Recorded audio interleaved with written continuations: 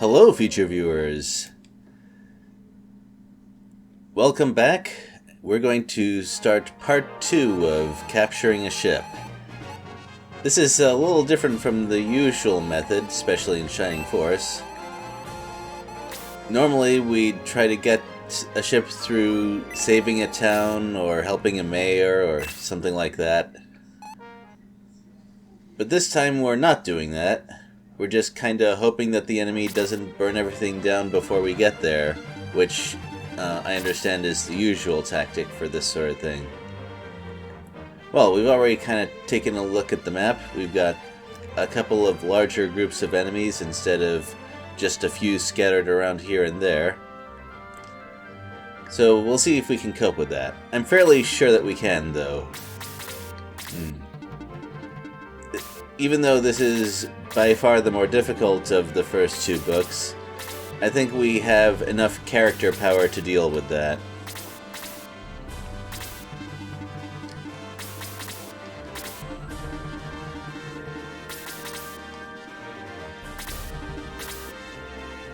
There is something that I kind of forgot to do, which is to check my character inventory.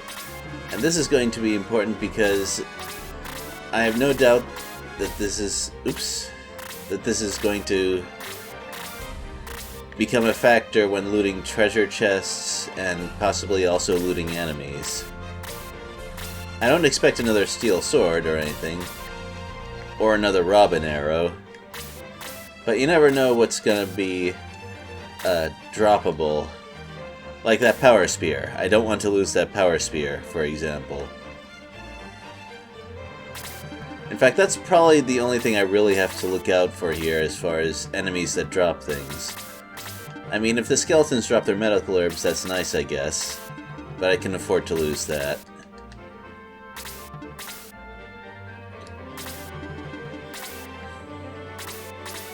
Oh, that's odd behavior.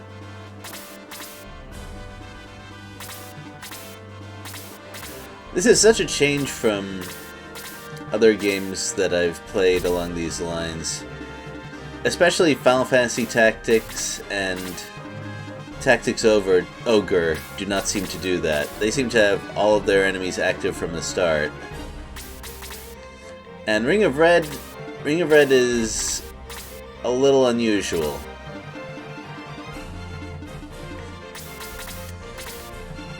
I have a little trouble describing that. There are times where enemies will just sort of mind their own business and not bother you until you get close, but there's also a lot of situations where most, if not all, of the enemies are definitely active and you have to take them all into account when doing stuff.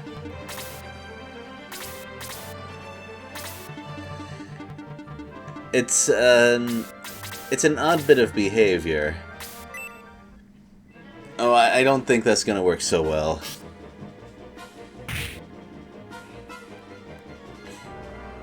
Speaking of enemy behavior, I would actually like to learn more about how enemies prioritize targets in this game.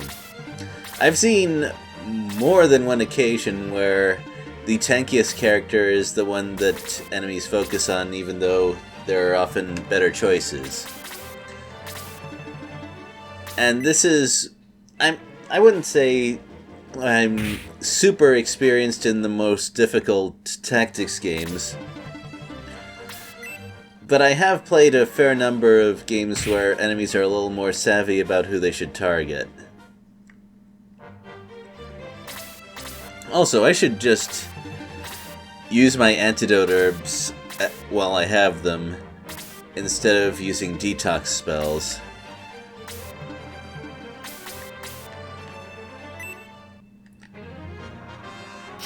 Because, as we've observed, Detox takes about the same amount of MP as a heal, and costs a turn, of course, but it gives a lot less experience. Alright, I do not get the chance to do this very often. If I positioned a little better, I could have hit all three of them with it, but so it goes. Oh, and I forgot to promote again. Oh well. No big deal. Not giving Natasha kills is a little too easy.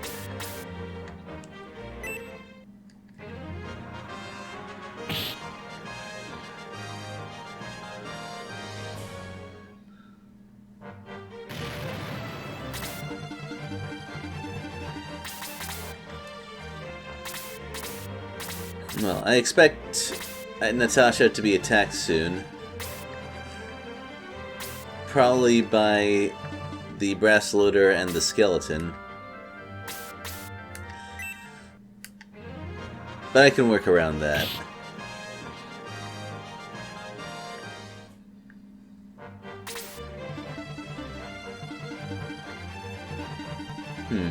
I could just block this tile, and I'm tempted to. Alright, I'll do that.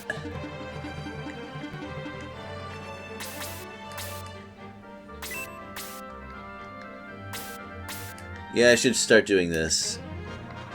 I don't want too many of my people to be poisoned. Oh, wow! So I mentioned that Gram was getting really powerful, but I didn't know it was to that extent. Wow. Alright, now I understand some of the praise that I read about when doing research for this game.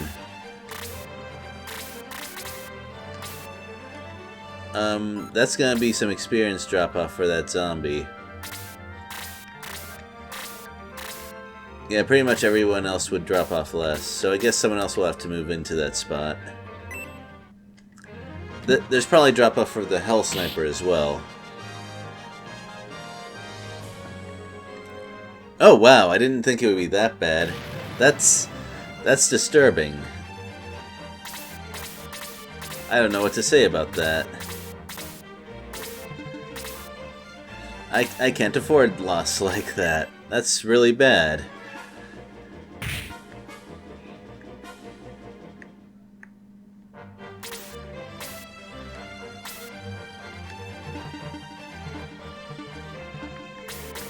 Alright, well, I'm probably not going to get a whole lot for killing this zombie either, but I do still need to get rid of it. Yeah, another 14. Wow. It is really weird to have that happen in a no-grind run.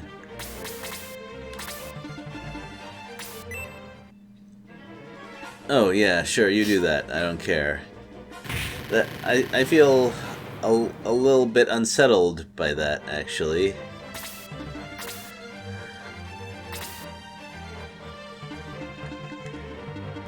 Oh well. Just have to kind of bear with it.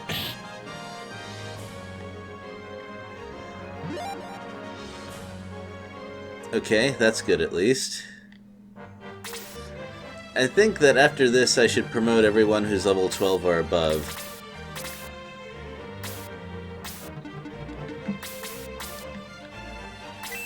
I don't think that's gonna kill.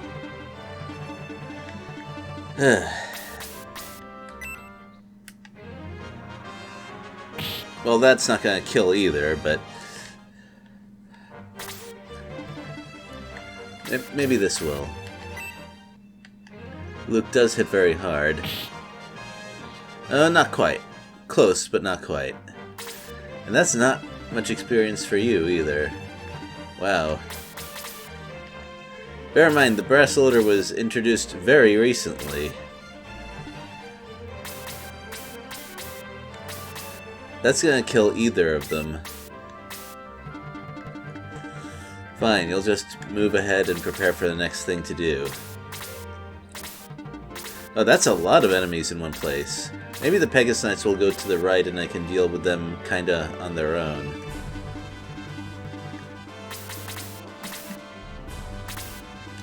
And is anyone here level 11? Just Luke. And Eric. And Don. Okay, never mind. Oh, I better deal with that. But first things first. Oh, I didn't know this was a tile you could just walk on. That's good to know.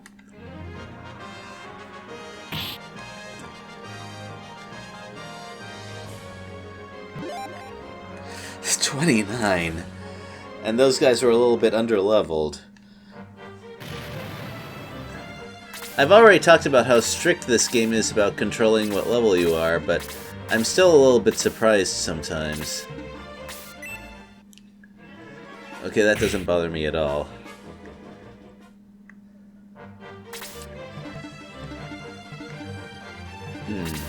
Alright, so who needed healing? Jaha did, but he's too far away. Alright, well, a little bit later then.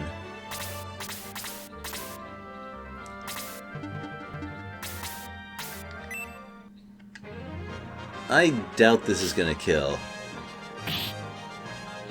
Yep, I was roughly correct. I probably should have checked stats, though. That seems like the better thing to do.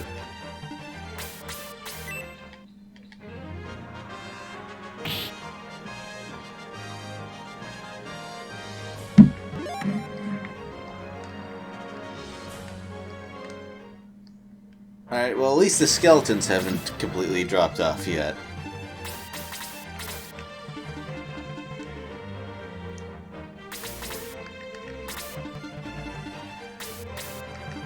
Actually, who has those antidotes anyway? Okay, Luke does, that's fine.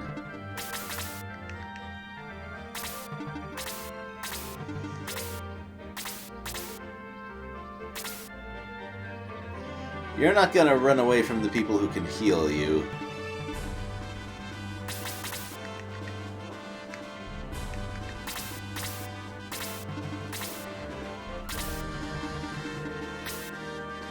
Oh, that brings back memories, just saying that. I played some online role-playing games for a while, and I tended to play support characters, including dedicated healers when those were part of the game I was playing, whatever that might be. And having people run away from me while I tried to heal them was an experience I encountered very often.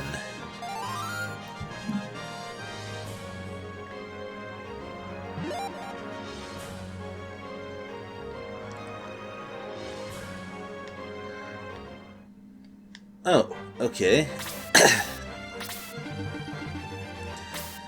I think that would be a very big deal if I was playing in super mode. Yeah, that would... if the enemy hit significantly harder from that universal damage buff, I could see even putting a lot of resources into Slade so that he could reach level 10 and start buffing everyone's defense.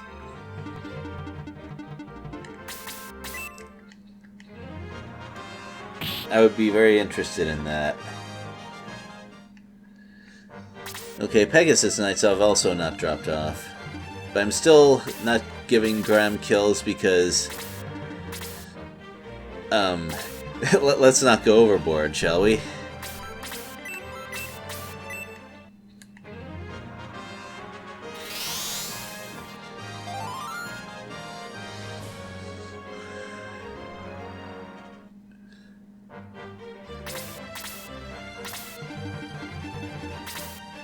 And here they come. I approve of that. Oh, I think Graham may have been too far forward if the enemy gets 2 turns before everyone else arrives. That doesn't seem great. Can he reach, though? Yeah, looks like. 1, 2, 3, 4, 5. Alright, Luke will deal with that.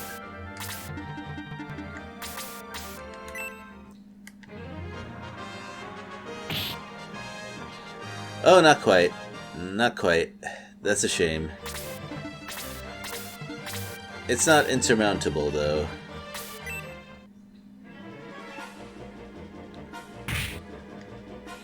So this targeting priority seems to be the case throughout a lot of different Shining Force games. We've seen a lot of it in Shining Force 1, although it seemed to work a bit different there. They were very insistent on attacking the hero, which was a good move on their part. Because Max was a game-over keystone as well as very squishy. Which makes me wonder a little bit if I was actually correct on them targeting him just because he's the hero. I would have to do some more experimenting on that.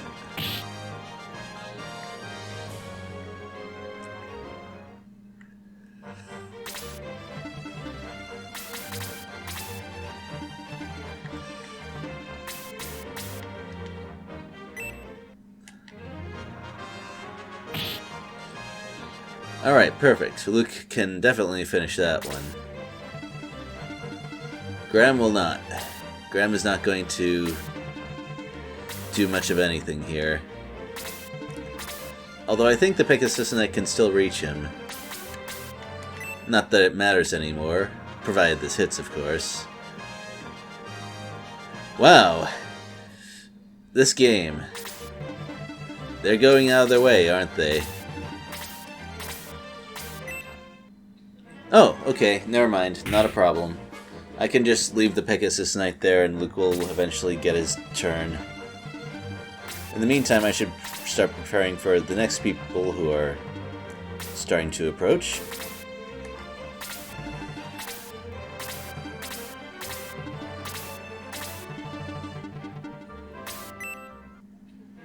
Alright, this is acceptable.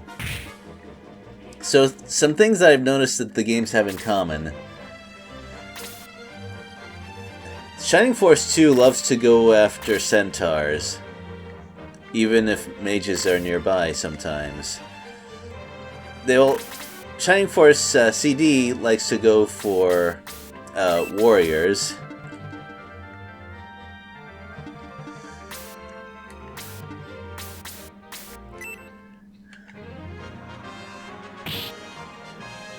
And I think Shining Force 1 does as well.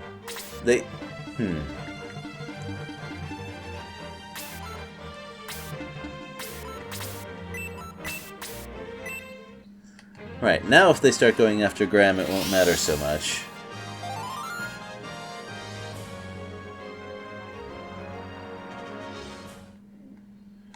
In fact, it's a little bit better for me if they go after some of my moderate defense characters.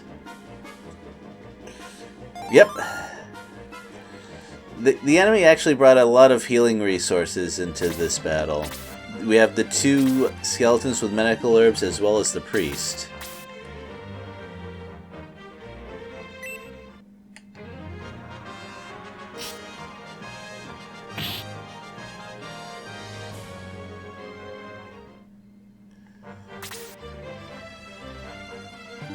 Nope.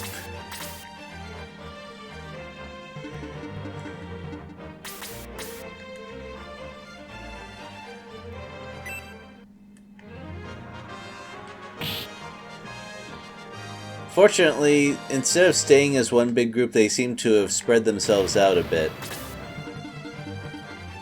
Although I have to be careful. I have to be careful about grouping my guys together because that Master Mage is pretty close to us now.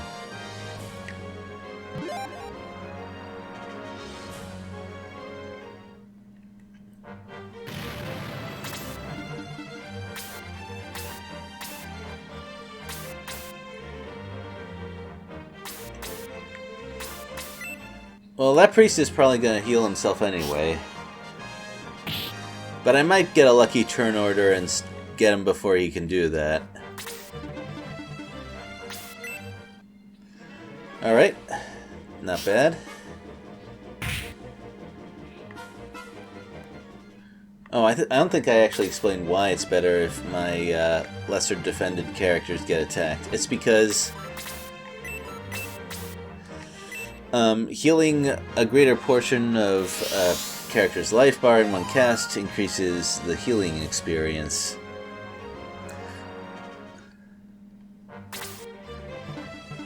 Although there's probably other factors as well. Oh, good. If that guy started moving, I would be in a pretty decent amount of trouble. And look, I got that turn order I was talking about.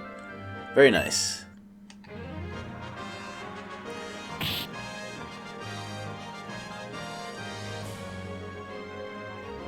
That experience point thing, though, that hurts. That hurts a fair bit.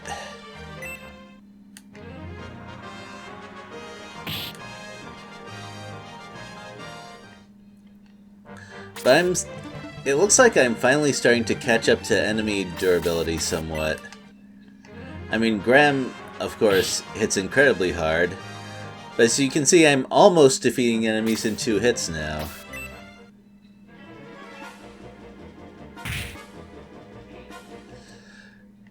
And a lot of these enemies are stuff that was just introduced 1 map ago. So I don't think a huge increase in enemy health is going to happen just yet. Alright, let's take a look at this guy. Well, that's a move from 30 to 40, so that's back to the 3 or 4 hit range. Fair enough.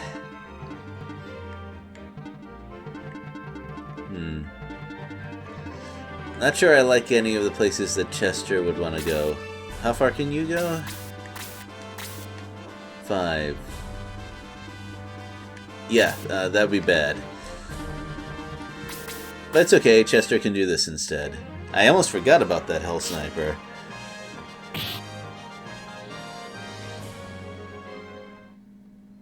That would be a bad thing to forget about.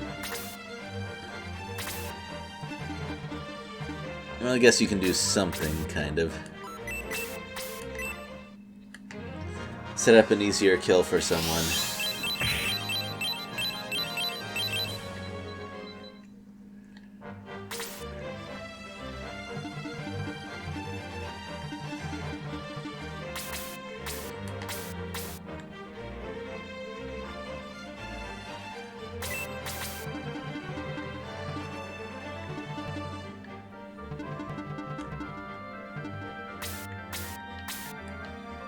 Well, this is gonna make him vulnerable, but I think it's not actually worth it. I don't want to get him killed.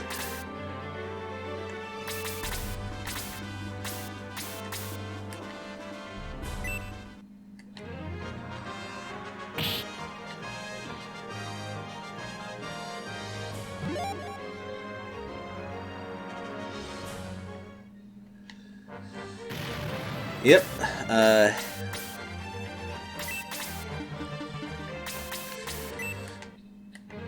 We're definitely promoting soon.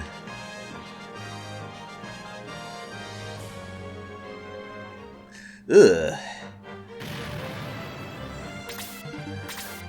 So, because we're not being ambushed and surrounded, this map is a fair bit less scary than the cave map. Wow. Yep, well I knew that... Okay, Jaha is going to weather this, unless there's a double attack. Okay, no double attack.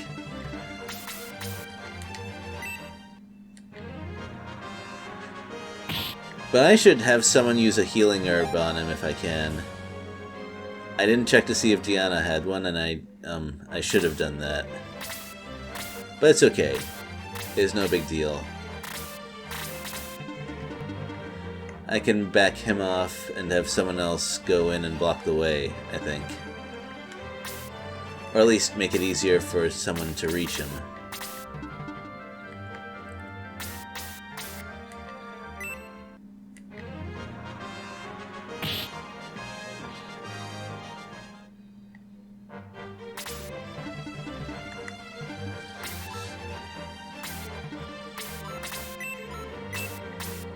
Now, if I don't block off that tile correctly, this is going to be a big problem. I'm going to take... this is actually not even enough healing to necessarily save Jaha from another Blaze 3.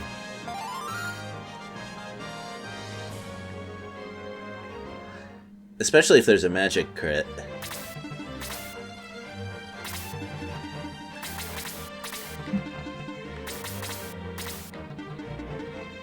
Oh, okay, lucky turn order. Hooray!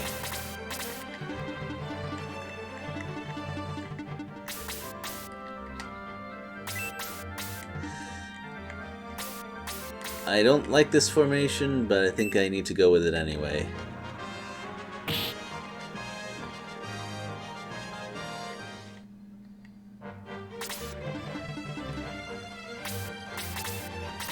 Also, I need to send someone to get that treasure chest. Actually, maybe Graham would be a good choice for that.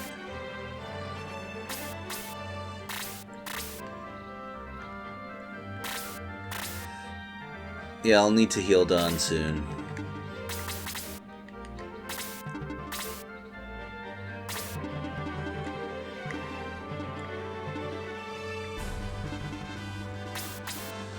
I think I'd rather have these two targeted with Blaze 3 than Dawn, actually.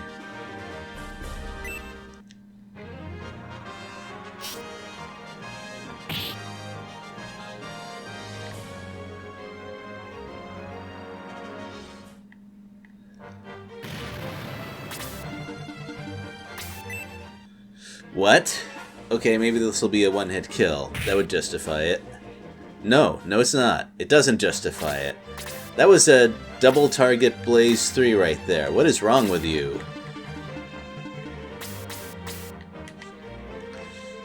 Usually when I bunch up my characters like this, the AI can at least pick up on that. But I guess that didn't happen here. Once again, I've shown that I do not actually understand how this AI works.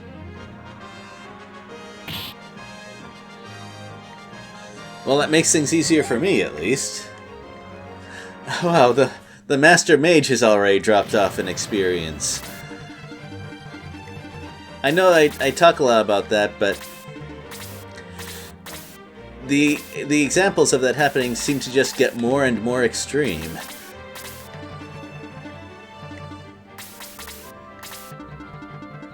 Alright, let's see. You have enough item space, right? No, you don't. Alright, I guess someone else will have to do it. There we go, someone else.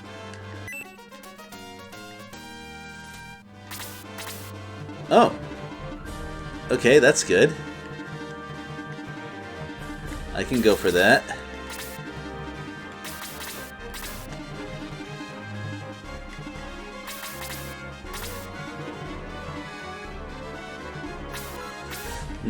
I am starting to run a little low on healing resources. Also, I don't need to take Shining Force Formation anymore.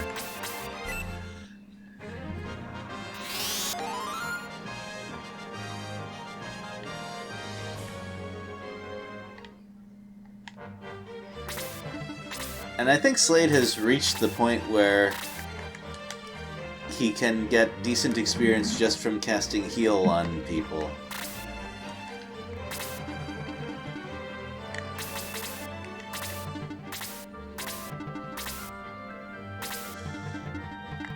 I'm actually a little disappointed in how the enemy acted. I thought that they were just going to stay together and attack as a group, which would have been very interesting. But I guess their design is not quite that sophisticated, I guess? I say that, but the more I think about it, the more weird it is, because I think there are some groups in Shining Force 1 that did that.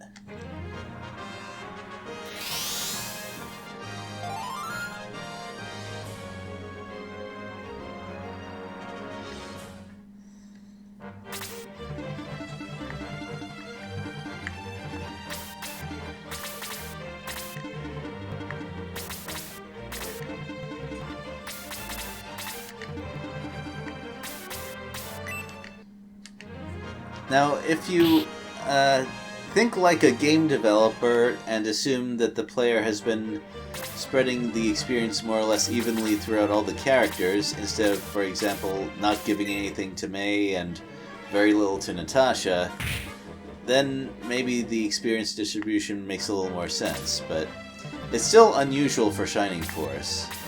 And I am actually kind of interested in whether or not there are any developer interviews that talked about this.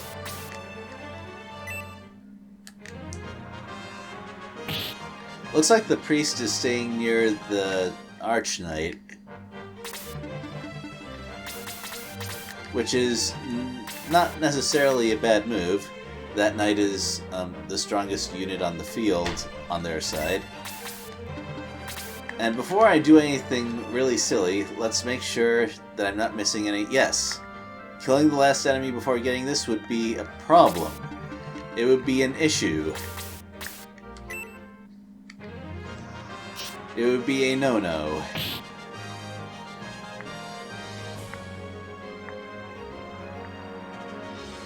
Oh. No need to explain my reaction there. You know by now.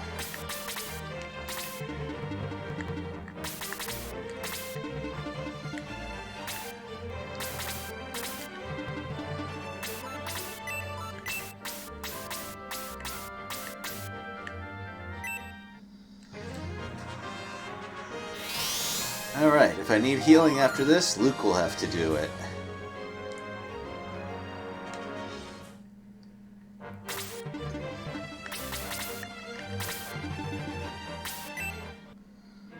Oh, that's unexpected.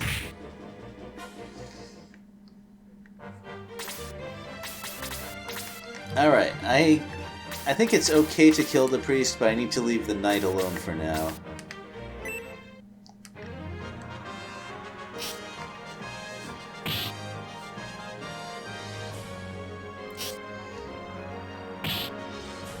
Well, that's actually a little bit helpful.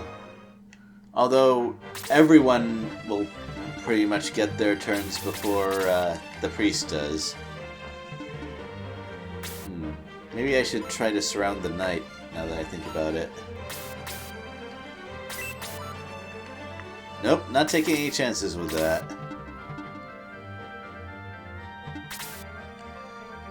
Alright, so who else needs...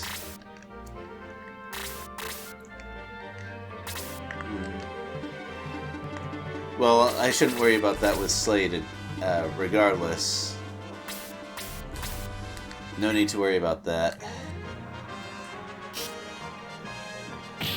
His healing days are over, at least for this map.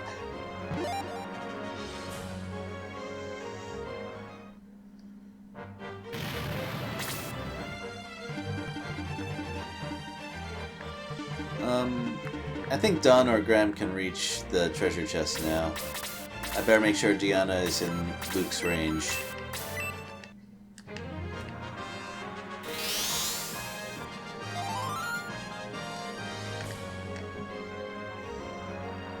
It feels a little bit weird to have situations like this where you can end the map, the treasure chest is right next to you, but the game is like, nope, you had your chance to get it, and now that you're outside of battle, everyone in the game, in your party, has forgotten it's there. Better luck next time.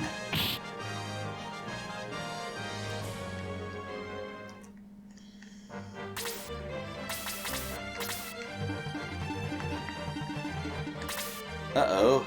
This is a recurring problem, isn't it? Graham will have to do it because, once again, Don is full on items. I'll have to fix that between this map and the next one, if I get the chance.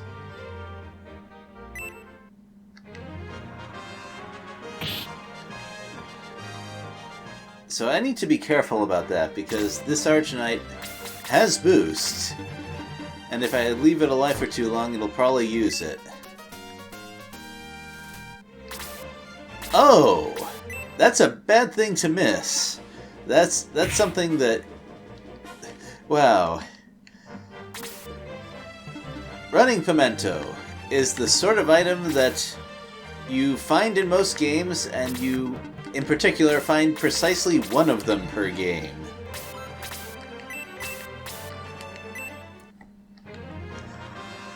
Why only one? Because moving an extra 1 or 2 tiles per turn is a fairly big deal. Speaking of movement, we're getting towards the halfway point, but we haven't picked up any flying units yet. That's actually kind of rare. Balbaroy joined us fairly early in Shining Force 1.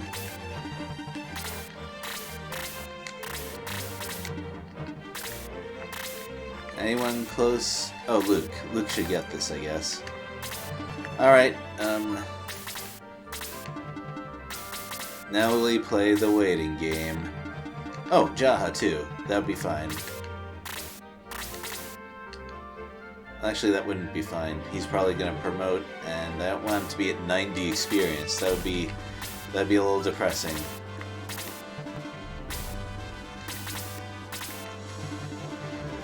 Yeah, so Balborough joined early in Shining Force 1. Claude joined early in Book 1. Peter actually joins reasonably early in Shining Force 2. I don't know. That being said, it varies enough that I'm not going to be too upset about it. Well, Power Spear. Always a very useful weapon in Shining Force.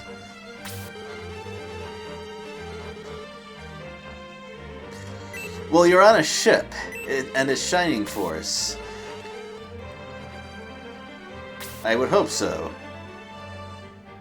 Well, one of the things is you seem to be still attached to the dock with that bridge. Maybe you should fix that.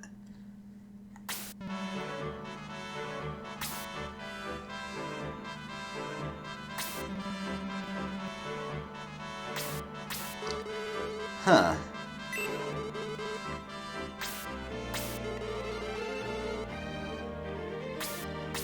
Yep, I heard about that.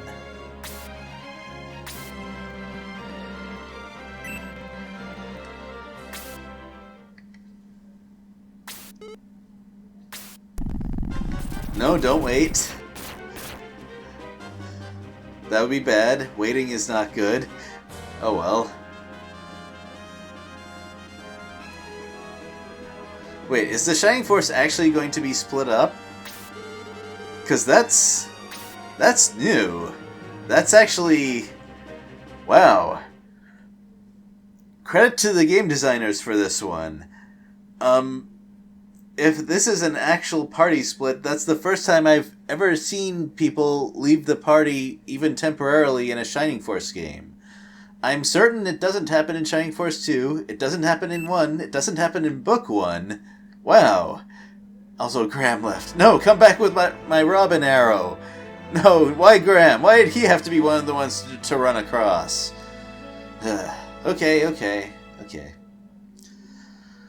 We'll see how this works out next time. And if this is an actual party split and not just a fake out. If it is a fake out, I'm going to be disappointed, by the way.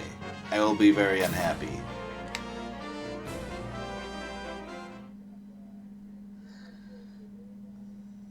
Well, we'll see what happens in Chapter 3 next time.